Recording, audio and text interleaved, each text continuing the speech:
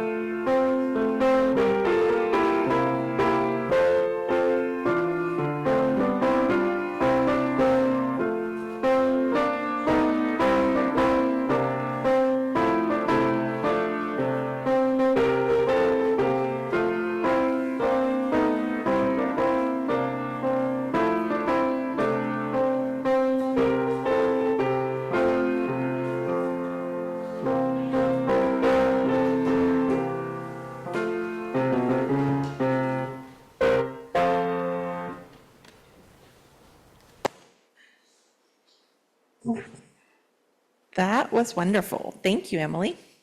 Good morning. Welcome to the Unitarian Universalist Congregation of Lynchburg. We are glad you are here. Whoever you are, whatever your beliefs, whatever your age, and whomever you love, you are welcome here. As we work together for justice, compassion, and peace, we also acknowledge with humility that our buildings sit on Monacan land. My name is Courtney Senna, and I am the Director of Lifespan Engagement at this congregation. If you are with us for the first time, we are glad you chose to be here this morning to participate in the service for this congregation we love. If you would like to receive our monthly newsletter and Friday email updates, please fill out the virtual visitor card found on our website at uulynchburg.org or in the yellow card found in the back of the chair in front of you and place it in the offering basket during the offering. This Sunday is focused on the gift of story and community. Our Reader's Theater this morning will be a story from Winnie the Pooh, which contains important lessons about living together in community. We will also engage in a discussion at the end of the service about the plight of Palestinians and Israelis and the action for immediate witness passed at our General Assembly last month. If you did not receive an email with the documents, we hope you will go to the Friday Blast and read them. If you are online, we also have copies here in the sanctuary. Many thanks to the readers participating in our Reader's Theater this morning. Now I invite us to release our worries about the world and our own lives as we enter into the service by taking some slow, calming breaths.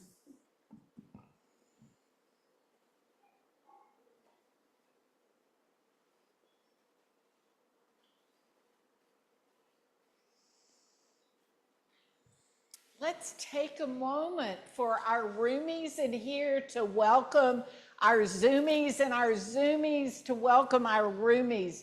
It's great to be together this morning through the wonderful world of technology. And now, as we light the chalice of our faith, let us join together in the responsive words. May the light we now kindle inspire us to use our powers to heal and not to harm, to help and not to hinder, to bless and not to curse, to serve you, O Spirit of life.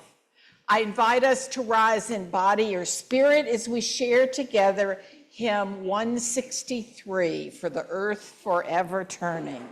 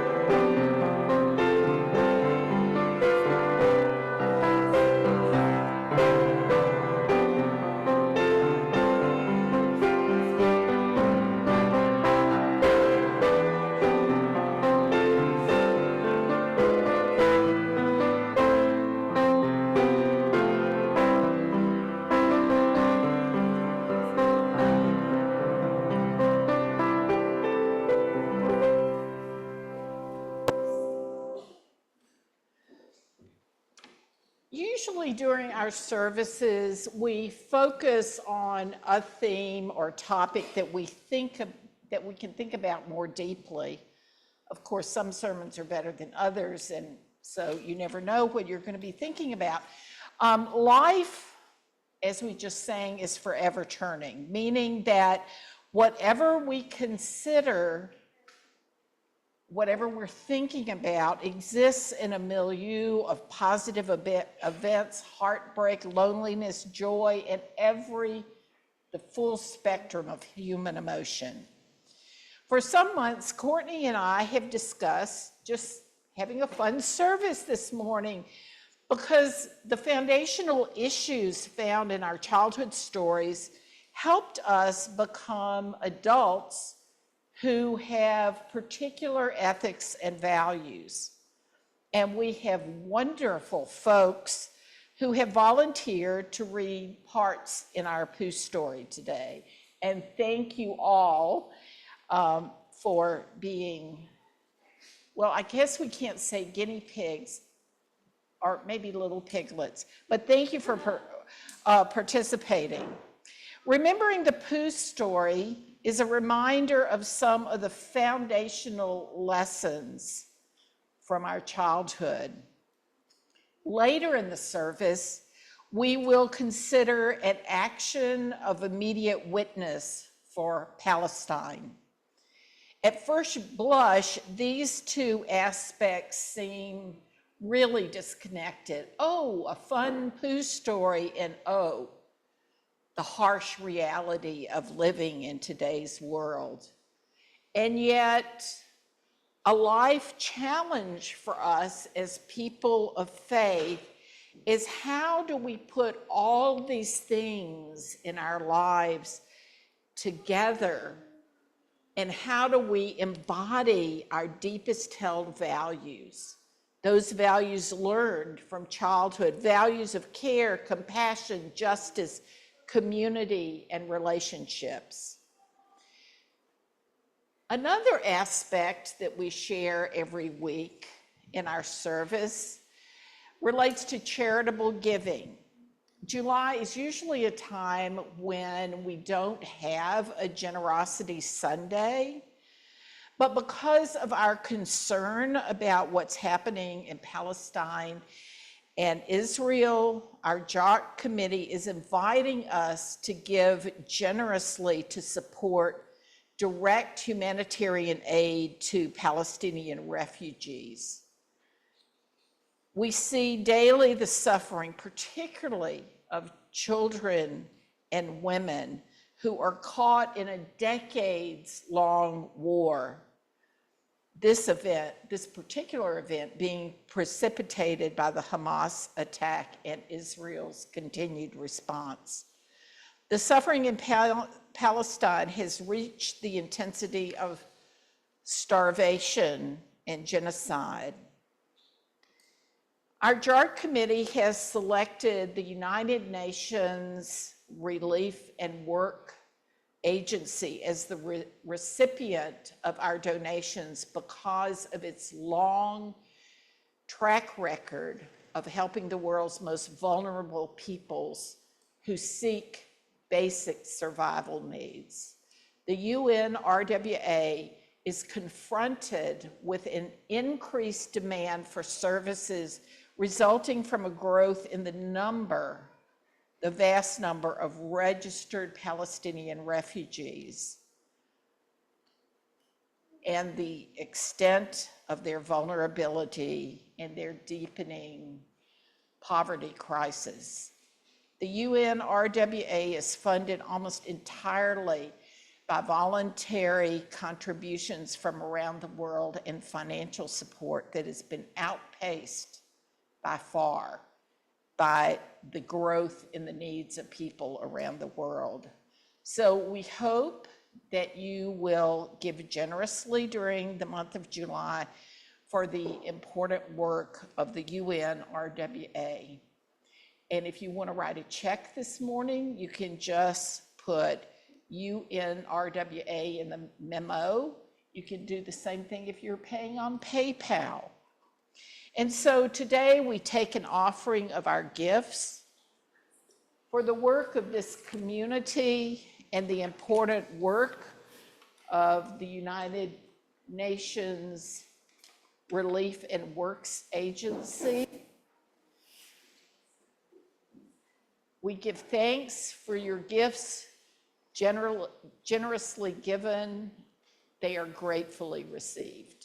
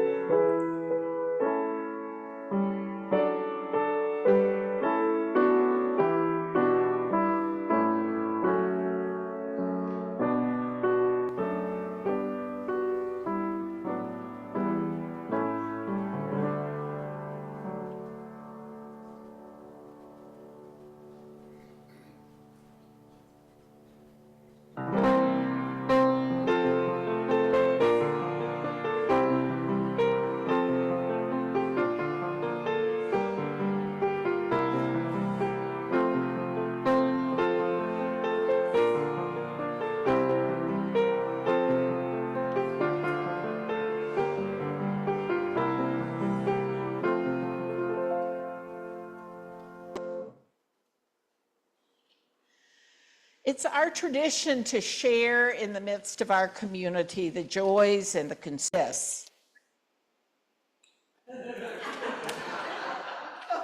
Pressure's on. Sing ho for the life of a bear. When he had got as far as this, he stretched his head and thought to himself, That's a very good start for a song. But what about a second line? he tried singing ho 2 or 3 times, but that didn't seem to help. Perhaps it would be better if I sang hi for the life of a bear. So he sang it, but it wasn't. Very well then.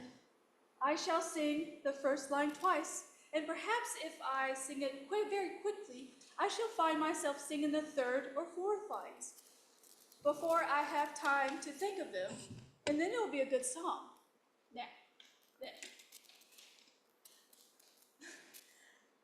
Sing ho for the life of a bear, sing ho for the life of a bear.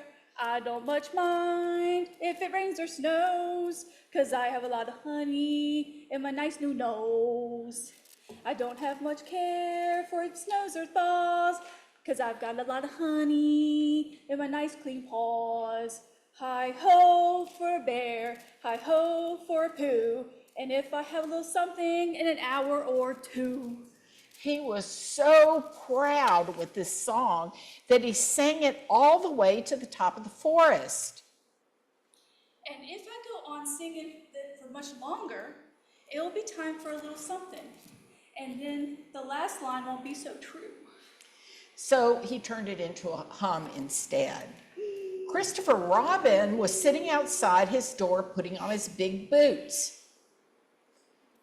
As soon as he saw the big boots, Pooh knew that an adventure was going to happen, and he brushed the honey off his nose with the back of his paw and spruced himself up as well as he could so as to look ready for anything.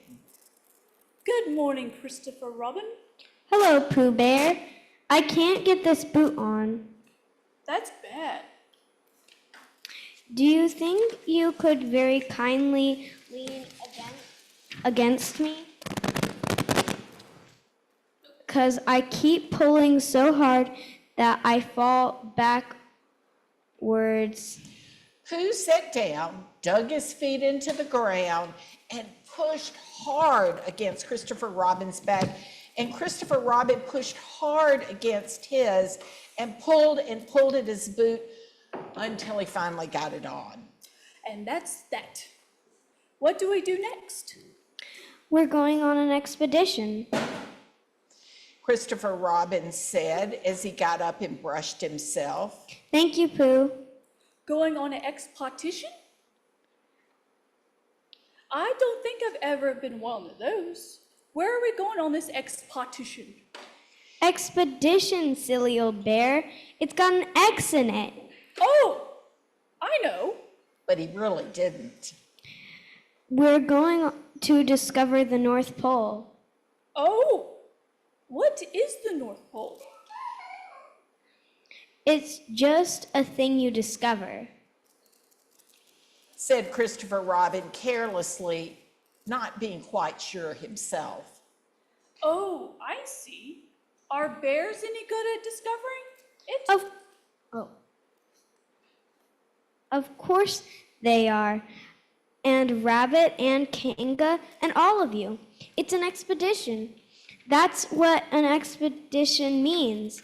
A long line of everybody. You'd better tell the others to get ready. And we must bring our provisions. Bring what? Things to eat. Oh, I thought you said provisions. I'll go and tell them. And he stumped off. Hello, Rabbit. Is that you? Let's pretend it isn't and see what happens. I've got a message for you. I'll give it to him. We're all going on an expotition with Christopher Robin. What is it we're going on? A sort of boat, I think. Oh, that sort. Yes, and we're going to discover a pole or something. Or is it a mole? Anywho, we're going to discover it. We are we? Yes, and we've got to bring Pooh things to eat with us in case we want to eat them. Now, I'm going down to Piglet's. Tell Kanga, will you? He left Rabbit and hurried down to Piglet's house. The piglet was sitting on the ground at the door of his house, blowing happily on a dandelion and wondering whether it would be this year, next year, sometime, or never. He had just discovered that it would be never and was trying to remember what it was and hoping it wasn't anything nice when Pooh came up. Oh, Piglet, we're going on an expotition, all of us with things to eat, to discover something. To discover what? Oh, just something. Nothing fierce? Christopher Robin didn't say anything about fierce. He just said it had an X. It isn't their necks I mind, it's their teeth.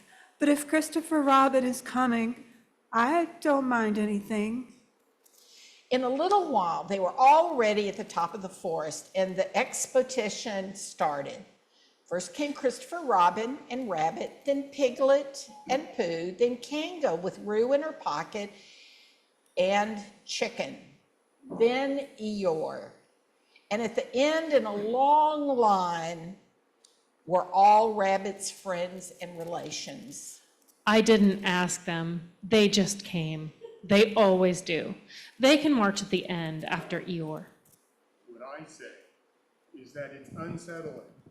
I didn't want to come on this expo what Pooh said. I only came to oblige, but here I am. And if I am at the end of the expo what we're talking about, then let me be the end. But if every time I need to sit down for a little rest, I have to brush away half a dozen of Rabbit's smaller friends and relations first, this isn't an expo whatever it is at all. It's simply a confused noise. That's what I say. I see what Eeyore means, if you ask me. I'm not asking anybody. I'm just telling everybody we can look for the North Pole, or we can play Here We Go Gathering Nuts and May with the hind part of an ant's nest. It's all the same to me. There was a shout from the top of the line. Come on. Come on! We're starting. I must go. And he hurried off to the front of the expedition with Christopher Robin. All right, we're going. Only don't blame me. So off they all went to discover the pole. And as they walked, they chattered to each other of this and that, all except Pooh, who was making up a song. This is the first verse. First verse of what? My song, What song? this one. Which one? Well, if you listen, Piglet, you'll hear it. How do you know I'm not listening? Who couldn't answer that one, so he began to sing. They all went off to discover the pole. Chicken and piglet and rabbit and all. It's a thing you discover, as I've been told, by chicken and piglet and robin and all. Eeyore, Christopher, Robin, and Pooh, and rabbit's relations all went too. And where the pole was, none of them knew.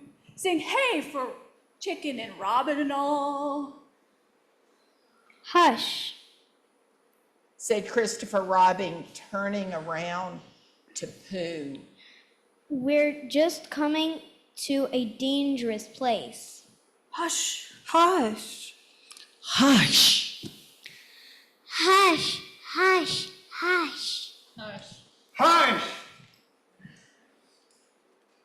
Said Eeyore in a terrible voice to all Rabbit's friends and relations. And hush, they said hastily to each other all down the line until it got to the last one of all. And the last and smallest friend and relation was so upset to find the whole Expotition was saying hush to him that he buried himself head downwards in a crack in the ground and stayed there for 2 days until the danger was over, and then went home in a great hurry and lived quietly with his aunt ever after. His name was Alexander Beetle. They had come to a stream which twisted and tumbled between high rocky banks, and Christopher Robin saw at once how dangerous it was. It's just the place for an ambush. What kind of bush? A gorse bush? My dear Pooh, don't you know what an ambush is? Chicken, whose whisper was a perfectly private whisper, and there's no need. An ambush, it's a sort of surprise. So this gorse bush sometimes? An ambush, as I was about to explain, Pooh, it's a sort of surprise. If people jump out at you suddenly, that's an ambush. It's an ambush, Pooh, when people jump at you suddenly. Pooh, who now knew what an ambush was, said that a gorse bush had sprung at him suddenly one day when he fell off a tree, and it had taken him 6 days to get all the prickles out of himself. We're not talking about gorse bushes. I am. They were climbing very cautiously up the stream now, going from rock to rock. And after they had gone a little way, they came to a place where the banks widened out on each side, so that on each side of the water there was a level strip of grass on which they could sit down and rest. As soon as he saw this, Christopher Robin called, Halt! and they all sat down and rested. I think that we ought to to eat all of our provisions now, so we shan't have so much to carry. Eat all our what? All that we brought. That's a good idea. And he got to work too, Have you all got something? asked Christopher Robin with his mouth. He looked around at them in his melancholy way. I suppose none of you were sitting on a thistle by chance. I believe I am. Chicken, he got up and He got up and looked behind him. yes, I was. I thought so. Thank you, Pooh, if you quite finished with it. He moved across to Pooh's place and began to eat. it don't do them any good, you know, sitting on there. He went on as he looked up, munching. Takes all the life out of them. Remember that. Another time, all of you, a little consideration, a little thought for others makes all the difference. As soon as he had finished his lunch, Christopher Robin whispered to Rabbit, and Rabbit said, Yes, yes, of course. and they walked a little way up the stream together. I didn't want the others to hear. Quite so. Said Rabbit, looking important. I wonder, it's only, Rabbit, I suppose you don't know what does the North Pole look like? Well, now you're asking me. I did know once, only I've sort of forgotten. It's a funny thing, but I've sort of forgotten too, although I did know once. I suppose it's just a pole stuck in the ground. Sure to be a pole, because of calling a pole, and if it's a pole, well, I should think it would be sticking in the ground, shouldn't you? Because there'd be nowhere else to stick it. Yes, that's what I thought. The only thing is, where is it sticking? That's what we're looking for. They went back to the others. Piglet was lying on his back, sleeping peacefully. Roo was washing his face and paws in the stream, while Kanga exclaimed to everyone proudly that this was the first time he had ever washed himself. And Chicken was telling Kanga an interesting anecdote full of long words like encyclopedia and rhododendron, to which Kanga wasn't listening.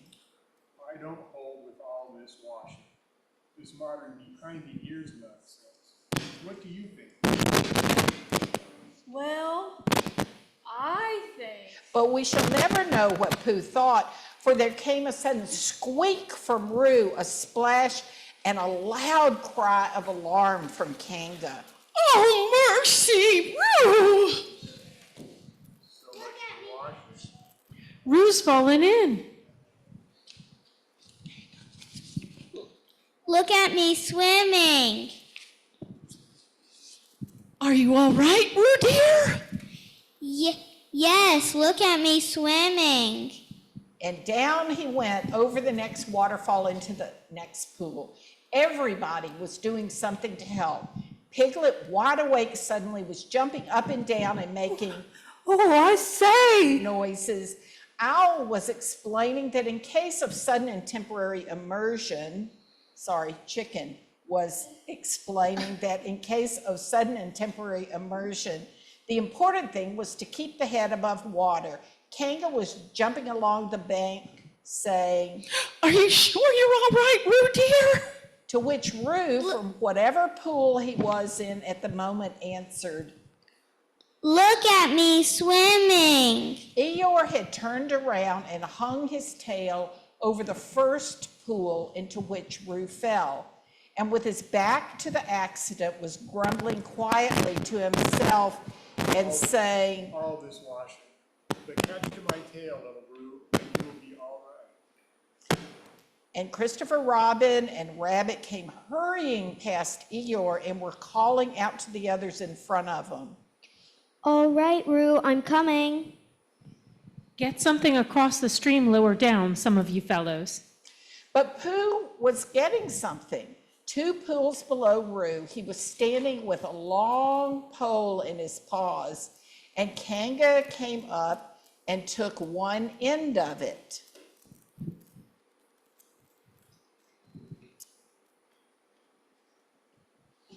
And between them, they held it across the lower part of the pool, and Roo, still bubbling proudly, Did you see me swimming? squeaked Roo excitedly, while Kanga scolded him and rubbed him down. Pooh, Did you see me swimming? That's called swimming. What I was doing. Rabbit, did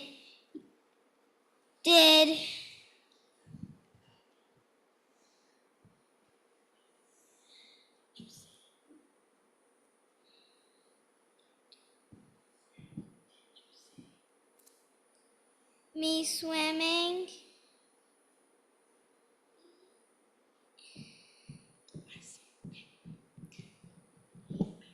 I say piglet. Piglet, what do you think I was doing? Swimming. Christopher Robin, did you see me? But Christopher Robin wasn't listening. He was looking at Pooh. Pooh, where did you find that pole? Pooh looked at the pole in his hands. I just found it. I thought it ought to be useful. I just picked it up.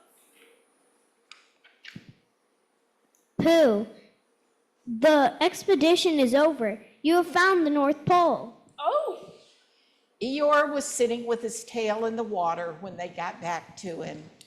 Tell Roo to be quick, somebody. My tail's getting cold. I don't want to mention it, but I just mentioned it. I don't want to complain, but there it is. My tail's cold. Here I am. Oh, there you are. Did you see me swimming? Eeyore took his tail out of the water and swished it from side to side. As I expected, lost all feeling, numbed it. That's what it's done, numbed it. Well, as long as nobody minds, I suppose it's all right. Poor Eeyore, I'll dry you off. Said Christopher Robin, and he took out his handkerchief and rubbed it up. Thank you, Christopher Robin. You're the only one who seems to understand about tails. They don't think. That's what's the matter with some of these others. They've no imagination. A tail isn't a tail to them. It's just a little bit extra.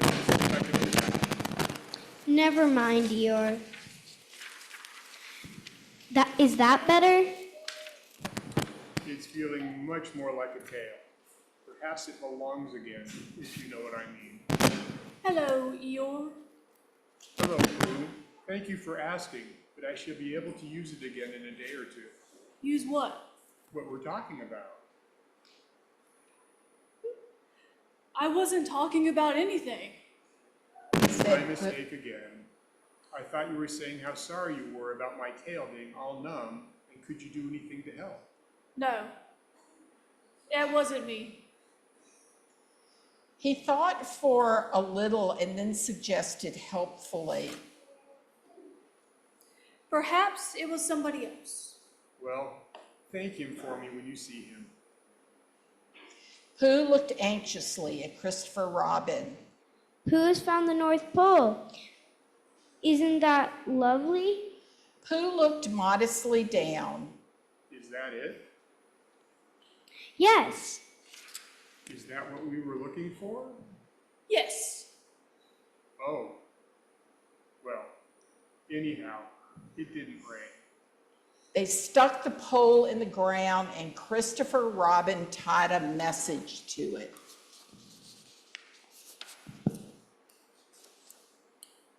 North Pole, discovered by Pooh. Pooh found it. Then they all went home again, and I think, but I'm not quite sure, that Roo had a hot bath and went straight to bed. But Pooh went back to his own house and feeling very proud of what he had done, had a little something to revive himself. The end.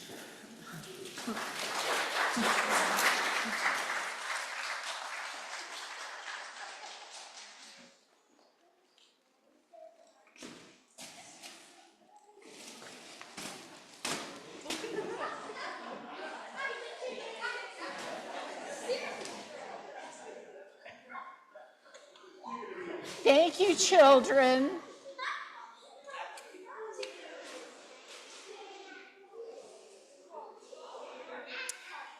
many of us saw ourselves in one or even all of the Pooh characters.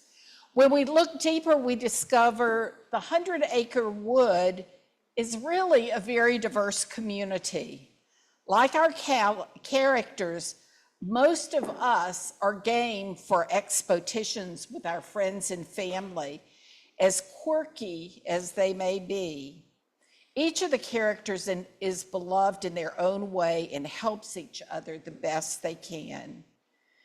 Dear Eeyore immediately responded to help Roo, who fell in the water.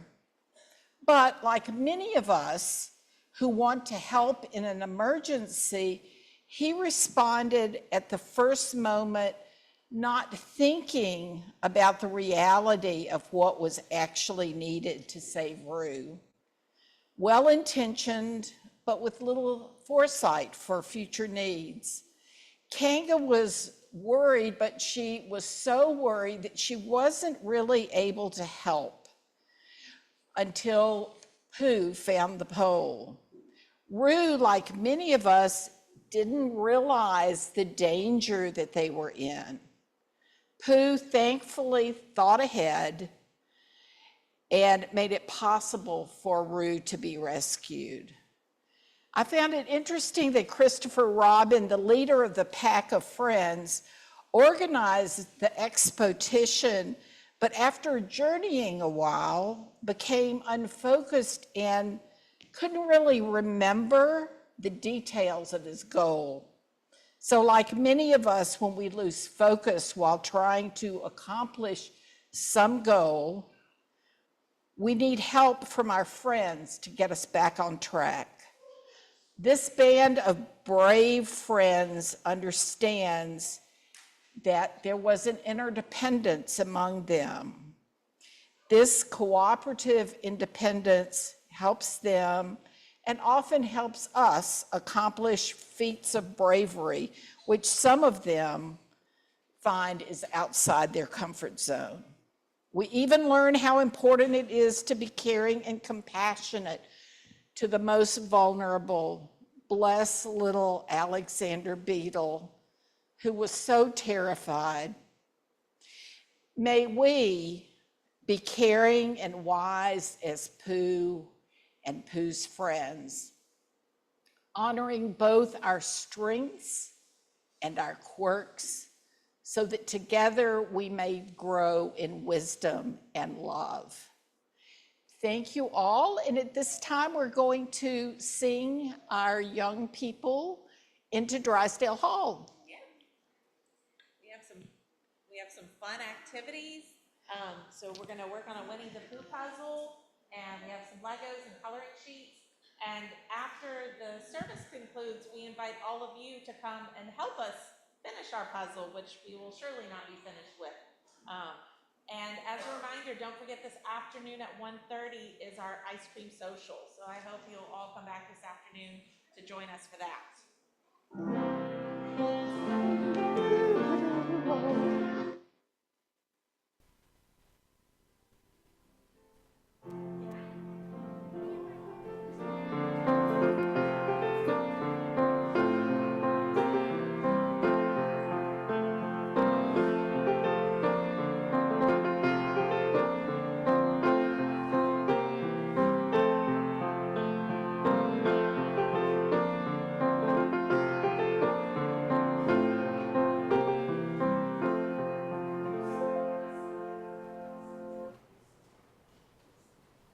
Stacy, for those of you who don't have a copy of the action of immediate witness, if you can get one.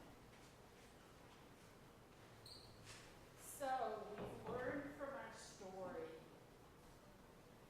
the important lessons of caring for one another. Your mic's not on.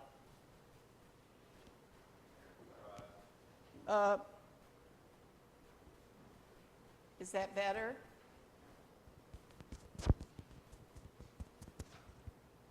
Is that better?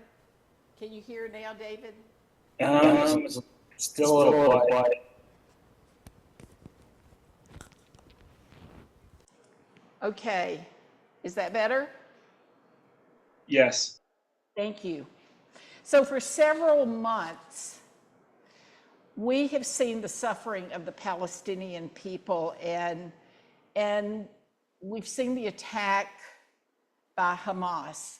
Last month at our Unitarian Universalist General Assembly, an action of immediate witness was passed to respond to this humanitarian crisis. An action of immediate witness is a statement about a significant action, event, or development in the world that necessitates immediate engagement and action among UU member congregations and groups. As the action item articulates, this is not the first time that Unitarian Universalists have been concerned about the treatment of Palestinian people. You can see in the action of immediate witness other years when the UUA has spoken and acted forcefully about the oppression of Palestinians. And that was one reason why the JART committee decided that this would be an important month to collect donations for the UN Relief and Works Agency. Our banner is on our fence up on Court Street, but I hope that some of you have had time to look at the action for immediate witness and whether you have any thoughts, questions about this crisis and or things that we might do in our community to raise the awareness of the plight of the Palestinian people. So this is really a time for us to have a conversation about what we want to do as a community and our feelings about this action of immediate witness and the responsive resolution supporting the hostages, the October 7th hostages. So, any thoughts or concerns about these two documents?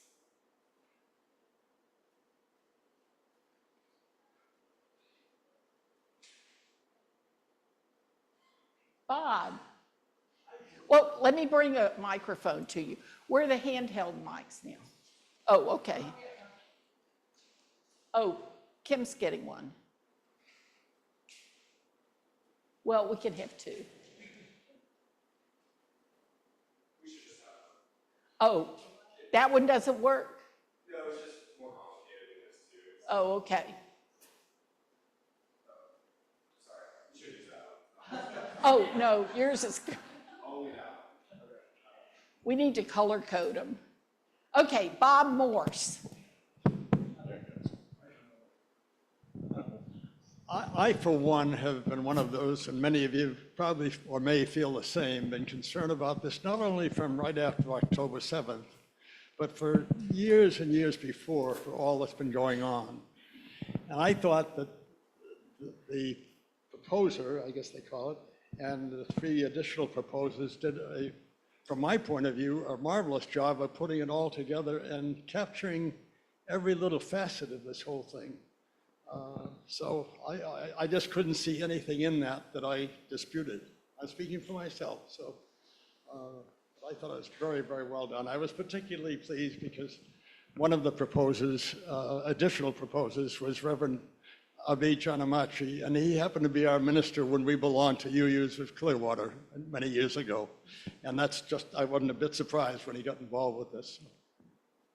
I too was amazed by the wording. I thought, I don't have the skills to craft something that elegantly. Okay, sorry, whose hand was up?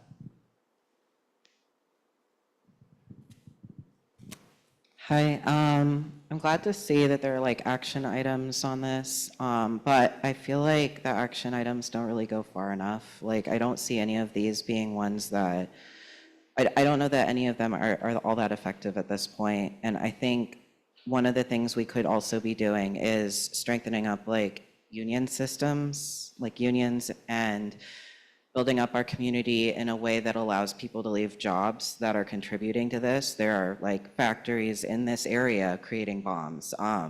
And so like, I think there's like more we can do. And I really wish they had gone into like more of like, how can we create more power so the government actually listens? Yeah.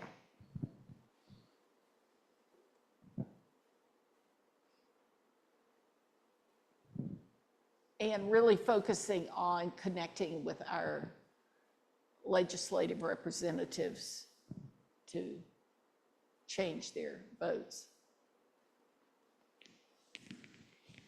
Any other thoughts? Are there things that people disagree with in these two documents?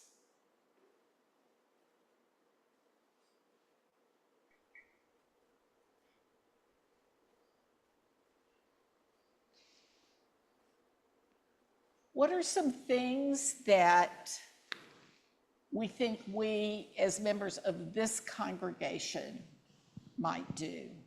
It's hard to craft something for all of our congregations, both in this country and other countries, that will really address things that individual congregations can do.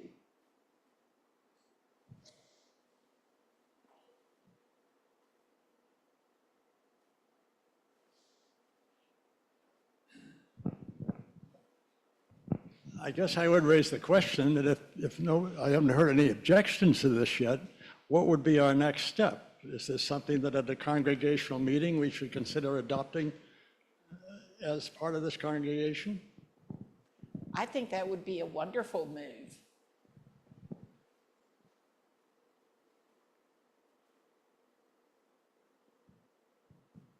What do you think, Stacy? Do you think the board would like to take this up at the board meeting? Yeah, we have a board meeting Wednesday night, so we'll definitely add it to the agenda and have a discussion on it there. Thanks, Bob. I think that just give us a strong basis to be able to speak. This is what we stand for. Well, but people on Zoom can't hear, so say that again to the microphone. Oh, I'm sorry. We want our Zoomies to hear. I almost forgot what I said, but I think I think it would give us a strong basis for having something that we stand for and can communicate to others whenever we see fit, the opportunity. Procedurally, I know the board has to do its part, but then does this have to go to a congregation vote to make it impactful? I don't know. And whatever we do, if we affirm this, I think we should write about it in the newspaper or issue a press release, because if we just hold it here in this building, what impact is it going to have?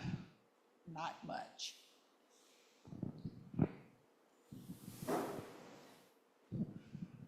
I would just like to add that from my observation, this really essentially is a meeting of the congregation. It's not an official meeting, but we certainly have had a chance to read and respond to this resolution. There seem to be no objections and general affirmation. And I think that the board could actually take that into account and make its own decision without needing to call another congregational meeting. I would say, at least for me, this morning is the first time I've looked at it, so I haven't had time to read through it and digest it. I don't know if anyone else in the congregation is in that same position, but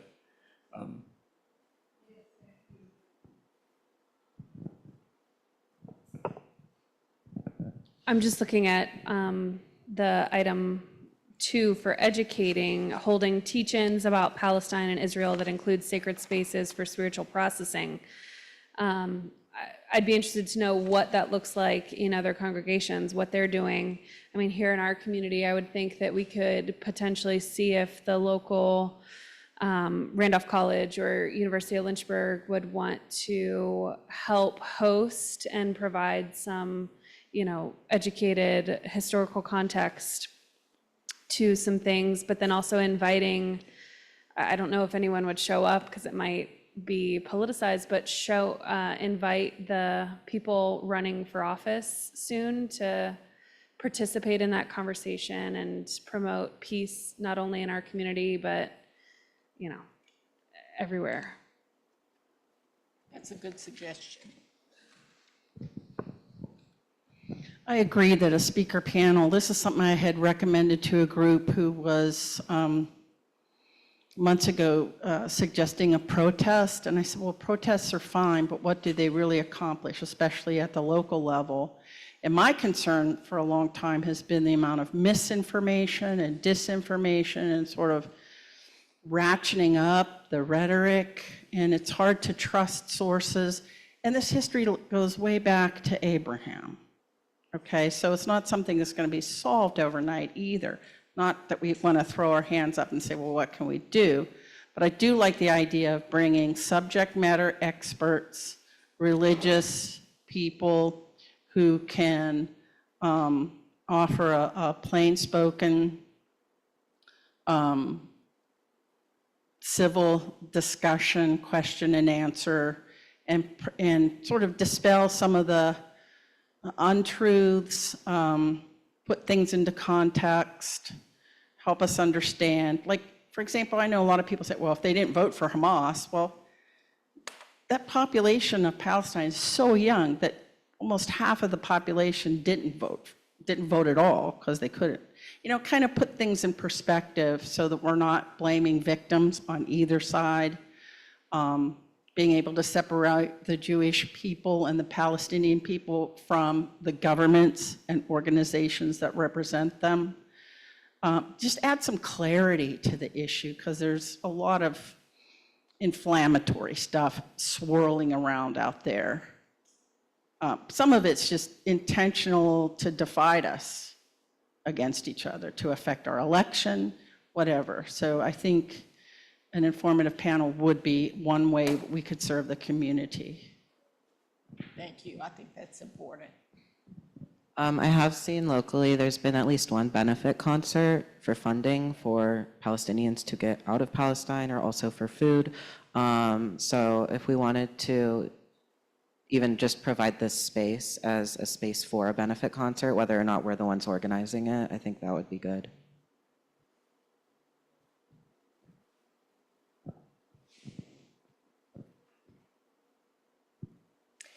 So our next step is for the board to consider this, to really give more time for people to read the 2 documents and to build on some of the suggestions that have been made here this morning so that, we feel like we're truly supporting and helping people who are suffering.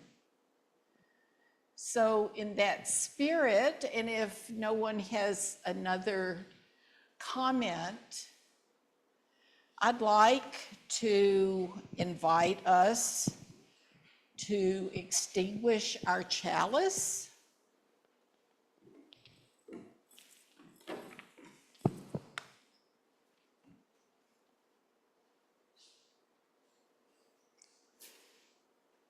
We extinguish this flame, but not the light of truth, the warmth of community, or the fire of commitment. These we hold in our hearts until we are together again. So let's take a moment. Zoomies, do you want to wave farewell to the roomies? It's good to see all of y'all today. And roomies, Wave goodbye to the Zoomies as we begin to scatter. I want to share a few words of benediction and blessing from Mark Bellatini. Go in peace, live simply, gently, at home in yourselves. Act justly, speak justly. Remember the depth of your own compassion. Forget not your power in the days of your powerlessness. Do not desire to be wealthier than your peers, and stint not your hand of charity. Practice forbearance. Speak the truth or speak not. Take care of yourselves as bodies, for you are a good gift. Crave peace for all people in the world, beginning with yourselves. And go as you go with the dream of that peace alive in your hearts. May it be so. Go in love and go in peace.